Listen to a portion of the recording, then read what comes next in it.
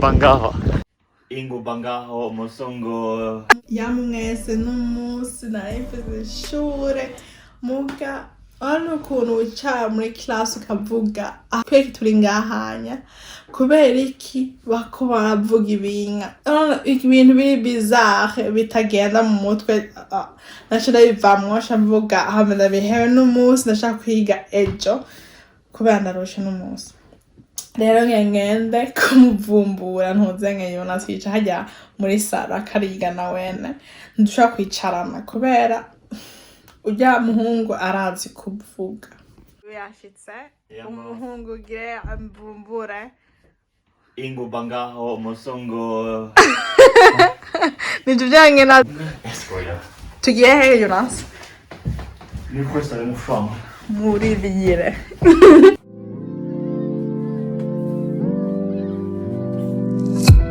Yambu mwese murakoze ko mwagarutse ngaha jewe nitwa la Reine mwe mutanzi n'umunsi mwiza cyane jewe n'umukunzi wanje Jonas tugende ahantu hitwa Sollefteå kugenda kuramutsa ntuzenga mutoyi wanje kandi n'umunsi wa nyuma turi ngahanya rero ndakumbuye muhira azi ukuntu biraryoshe kugenda ahantu kuramutsa kuva muhira ahantu uba muhira ni muhira urahakumbuye iminsi yose umaze iminsi utari muhira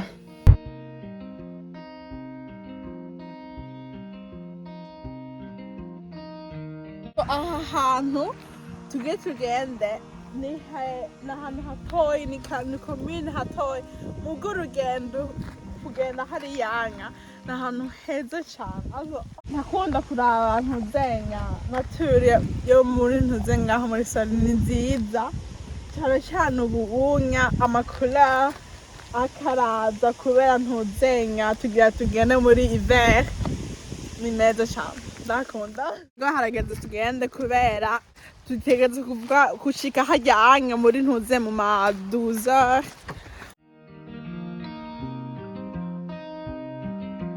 turi ngaha rero Sollefteå aha ni ngaha hitwa ntuze nka Hallstaberget